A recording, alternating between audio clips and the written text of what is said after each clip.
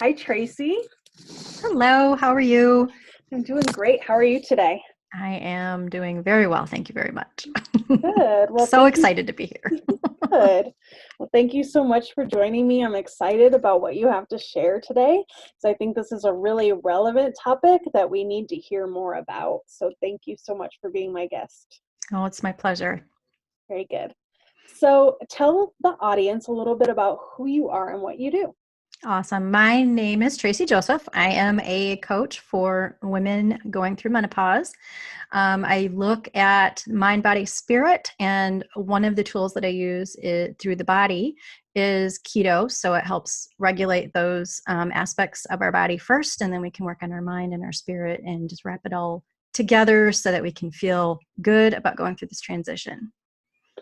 Right. Well, I think you know, it's almost like there's no point in working on the mind and spirit if your body's not right because you just don't feel well enough. Like Ex- there's no willpower in Well, place. not just no willpower, no energy, right? And Yes. that really feeds into it. If you can't get yourself out of bed in the morning, or if you can't feel, what's the point, and you just want to fall onto the couch and veg for the last half of the day, when you get home, what's the point of trying to do anything with your mind or your spirit or any of that stuff? You got to have the energy and feel good in your body. But there's also some work that we can do with our mind, deciding to make the change. That's the mental aspect. And the spiritual is really just connecting to our source, whatever that we feel that is. And that helps to propel us in making those good choices with our food and our nutrition, because sometimes it's a real drag having to cut out some of the things that we really need to cut out in this stage of our lives. Sugar, some people have to cut out wine, and it can be really depressing at some points. Yeah. But having that internal understanding of ourselves and knowing our bodies well enough to know what works and what doesn't, that then propels us to continue to make those choices and feel better and be able to navigate this transition in a more holistic and healthful way. Yeah. So before we jump into more of your story, tell Mhm. me what your intention is with sharing today. Oh, I think that this is, like you mentioned at the very beginning, this is such an important conversation that is not being had in the wider society. When I started going through my own transition, I was looking around and I just did not see a lot of people having this conversation. I didn't even understand what was happening to me at the time. And I hear from a lot of women that they feel alone, they feel isolated in this stage of their lives. And I think that there's a taboo around menopause as well. And so I think just by naming it and giving it that background and that voice and putting it out there is essential for us to really plan and figure out what we want to do with our lives, but also that comfort knowing that we're not alone. And so for me, that's oddly enough, who would have ever guessed that has become my mission, or the thing that really gets me going every day. It's really crazy to think that, but it really has become like this purpose, and I've driven toward making those connections with women, for women, helping people to come together. And so that's really where I really feel like it's a important topic to have, and I really appreciate the ability to have that conversation with you today. Good, very good.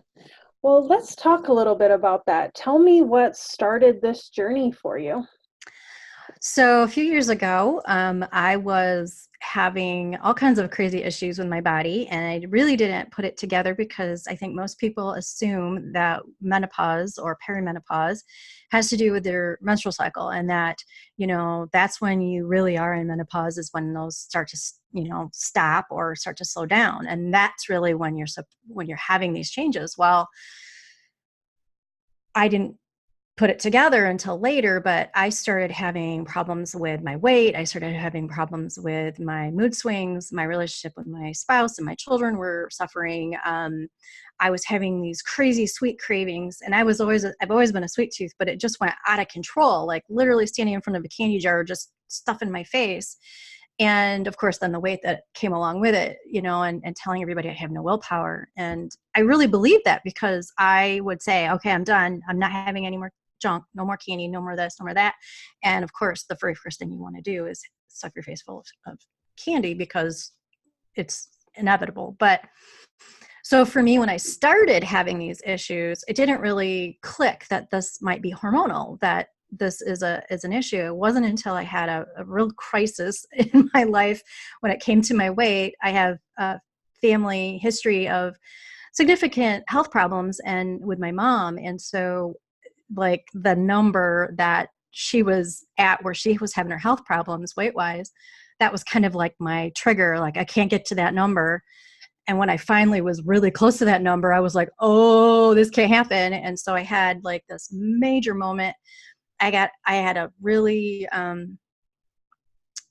wouldn't say traumatic, but it was very impactful to me. I saw myself for real, like in the mirror, in a shop window, and saw I didn't look like I had in the picture that I had in my head. And so I really started to panic, and I decided that day, that's it, I'm done. I'm going to find something that works. And that's when I found keto. And that created the ability for me to lose the weight, regulate my moods, regulate my cravings. I was able to do all these things because my hormones were becoming balanced. And it wasn't honestly, until after I got on the other side, I lost the weight that I got to my goal weight, and I started to learn more about how hormones and, all of the physiology that happens with it. And I realized that's when the light bulb went off. I went, oh my gosh, this has to do everything with perimenopause. And I had all the symptoms except the menstrual cycle changes. And that's when I really started to dig in and figure out what's going on. And then I was able to like, oh, yep, cravings. Oh, yep, mood swings. Oh, yep. And it really, that's when I started looking into it more and realizing that I'm not alone. I'm not, the only one on an island in this situation. There are a lot of women are going through these very same things. And the more I got involved in learning about it, the more I talked to women about it, the more I just became just fired up. We gotta do something. We gotta get this train moving out of the station and help more women feel like themselves again. Yeah, It's not a good so place. right. I've heard so many women talk about menopause as just not being a very pleasant experience. And I've heard a Mhm. lot of people very separately talk about keto. So Mhm. I'm super excited to hear that you've discovered keto is not only helping us feel healthier Mhm. physically, but it's also dealing with the symptomology of menopause and Mhm. premenopause. What an Yeah. amazing discovery. So, how do you work with women then? Are you working with women who are looking at weight loss? Or are you working with women who are just not feeling themselves? Like, how are you Mhm. identifying who needs to talk to you? Ah, well, I started out looking at or working with women who primarily were looking to lose the weight.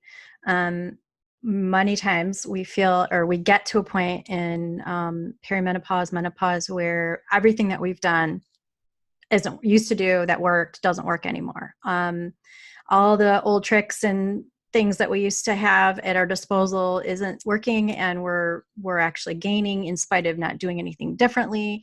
All these things are happening, and so that usually is like the first step that people want to take. But most I haven't had one person that I've worked with, one woman that I've worked with, that hasn't also had low energy or you know feeling irritable, not feeling themselves, some other symptoms, hot flashes, those types of things.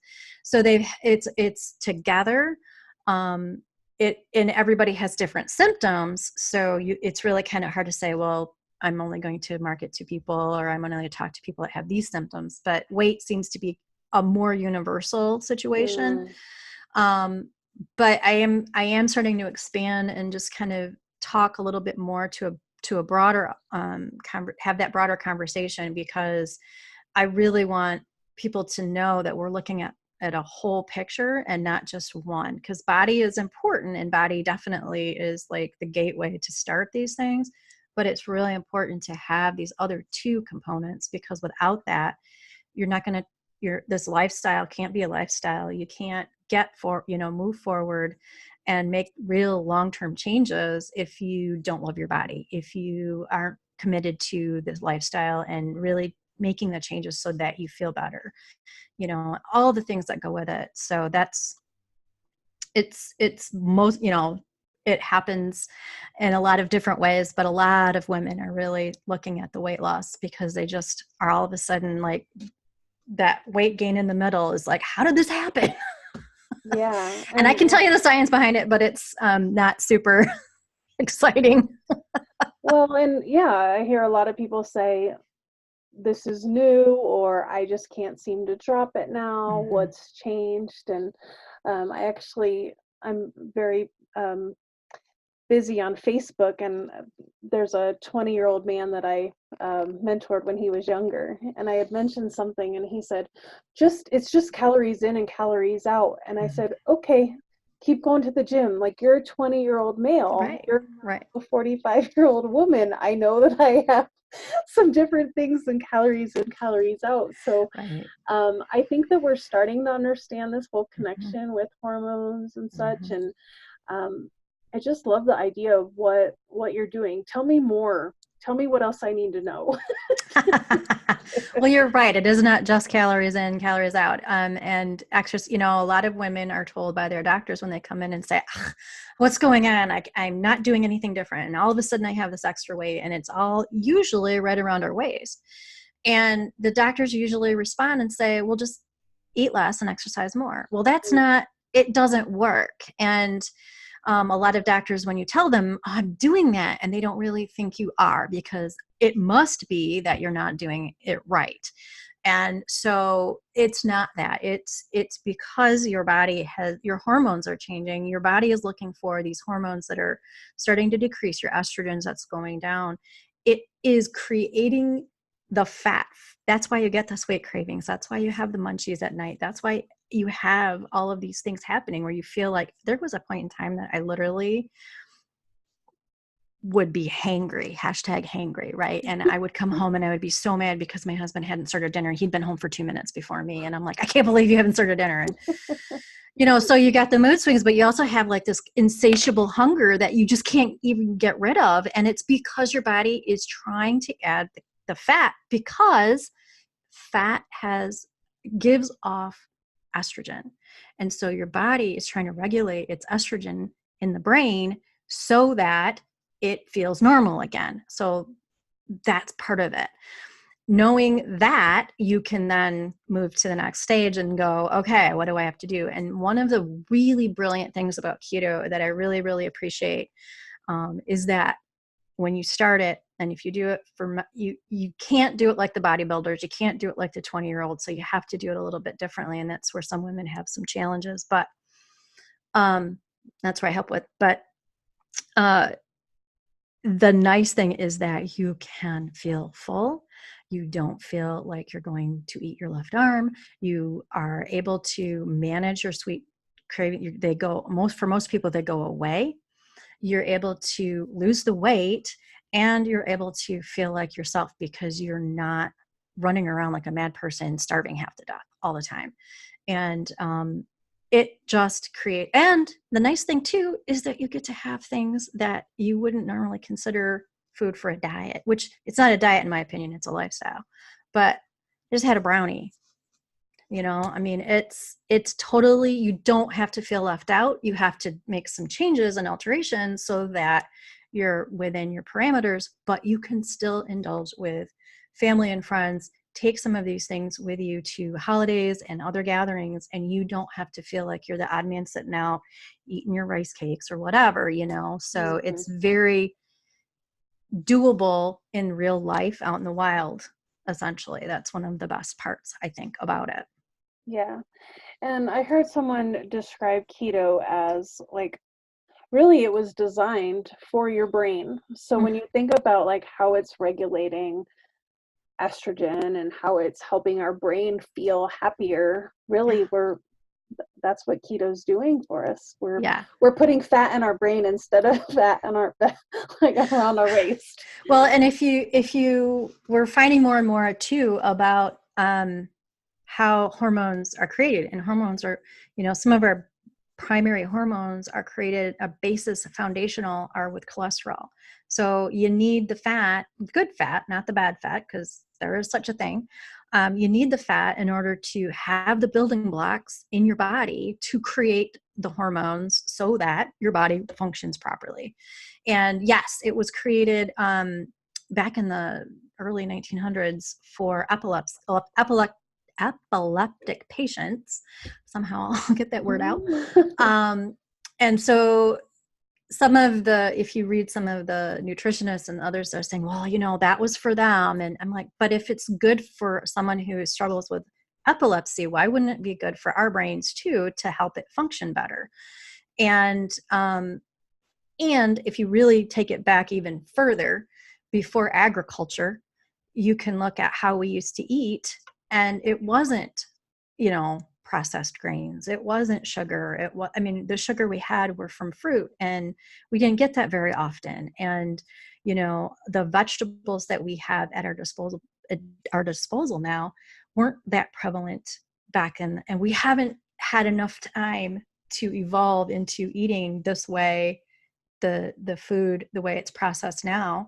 Bodies don't know what to do with it. And that's where a lot of our problems come, with all that processed grains, and it just creates inflammation to our bodies. And that's the other side effect, is eating standard American diet, or the SAD diet, a lot of people call it, creates inflammation. So your body hurts, your joints hurt, your brain doesn't function properly. It's a brain fog. You get,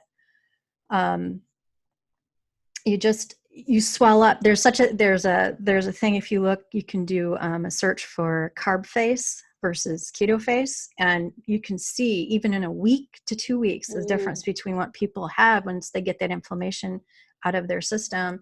They can start healing their body as well, because that inflammation, sugar is a huge inflammatory, and it creates so many problems, heart disease. I could go on, but having that pulling that out of your diet alone is a huge benefit, because you're going to create a situation where your body can actually repair itself for a change, instead of constantly being in stressed out mode. So yeah. And when you add this on top of menopause, now you're just layering on the stressors in your body, and you're creating even more challenges for people. And a lot of women find that keto really, really either reduces significantly or completely eliminates some of their strongest symptoms to menopause. Hot flashes can go away, night sweats can go away. And, the mood swings, of course, your blood sugar is getting regulated. So your mood swings are having a lot less. I used to think it was just my blood sugar. I had not, it was more than that, but you are regulating all of these things, your insulin level. If you're insulin resistant, have diabetes, or any of those types of situations, certain types of diabetes, of course, not everything is going to be regulated that way, but you can really create a situation where your body is able to repair itself. And it's pretty impressive. And I get very frustrated and very disappointed that people are still trying to create negative conversations around it and say that it's dangerous. I don't know how eating whole vegetables, dark leafy greens, and meat, some of the healthier meats, can be a bad thing. I just, and your good fats. How's that a problem? That's what they tell us to eat anyway, right? We just are eating it in a different proportion than what other people would. We don't need grains. Our body doesn't know how to deal with it for most of us. Yeah. So interesting. Very cool. Well, you've given us a lot to think about and chew on. All the good chewing, I hope. All the good chewing. I'm definitely going to use #hangry. Right. I use that a lot. I use it a lot in my stories, because I really was. I mean, I would get home, I would be mad at my husband. He would be just like, I just got home. What's the problem? And I'm like, I don't care. I'm hungry. We go to a restaurant and the waitress wasn't moving fast enough. And he's like, you need to relax. And I'm like, no, I need food. Yeah. And it was just, not only was it creating anxiety and stress and everything for me, but it was creating a problem with our relationship because he couldn't understand what the heck was wrong with me and why all of a sudden I was going completely bonkers over this stuff. And, you know, he would tell me, you are just out of control. Of course, that would just create a bigger problem Right. because I was being perfectly rational. Thank you very much. So, so it cascades, right? When you are Yeah. just not feeling like yourself, or you're all of a sudden, and it wasn't even all of a sudden, it was just a slow, gradual thing that kind of became this bigger thing that I didn't even realize until it really culminated into that moment where I was like, oh man, I've got to do something. And that really, um, I mean, I had no, there was just no possible way to know that I would be here from there. Right. And I think that's the coolest thing about change. We do have to get to our end. We have to get to the end and just be sick and tired of feeling the way that we're feeling to be Mm-hmm. able to really make the change that we need to moving forward. Well, Oh I'm yeah. thankful that you stumbled upon that. And I'm more thankful that not only have you stumbled upon it, but you've shared it with us. Hopefully that will help us from stumbling as hard. Right. I hope anything. Yes, that's my goal. Very good. Do you have any last thoughts before we go into our fun question and end today?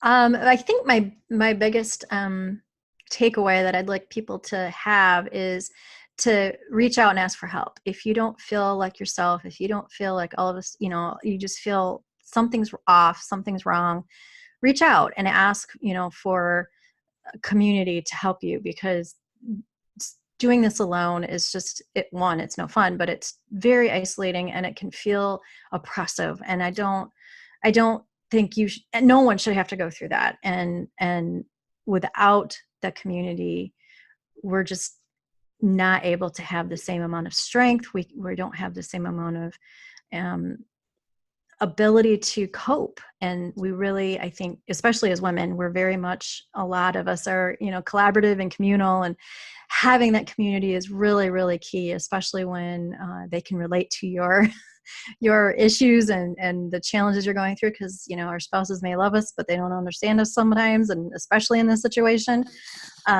they can be supportive, but they can't quite get it. And so I think reaching out, looking for those communities and areas is just absolutely vital and key. Good. I agree. Thank you. You're welcome. And that's what I'm hoping to create here with these videos, by having these wonderfully talented and educated women on here sharing their knowledge, is creating community. So thank you for being Mm-hmm. part of that. Oh, thank you for having me a part of it.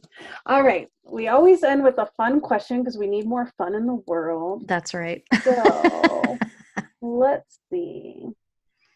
If you had a superpower, what would it be? Oh my goodness. Well, I think my superpower is, or what I would like it to be, is to really just have the voice and the megaphone to be able to really get the message out there. I just really, not that I don't have the voice, because believe me, I've had that my entire life. Um, but I think the megaphone, you know, just getting out there and speaking authentically and truthfully. And I think that is something that I'm learning to do better. And I think I would love to have that as kind of like, you know, the shield or the whatever it is to get me to go to the next step, the suit. Yeah. Yeah. I like that. I love the idea of the megaphone and like just being able to really be heard and give information. And I think that's so valuable. So thank Yeah, you. you're Thank you very welcome. much. All right. I've put ways that people can contact you. Those are in the show notes. Okay. And we'll definitely have the hashtag hangry in there. Yes. because I'm hearing that word way too much lately. So I Yeah. totally get it. But again, thank you so much for being on, and I hope you have a wonderful night. Thank you so much for having me. I appreciate it. And I hope you have a wonderful night. Thank you so much. All right. Bye bye.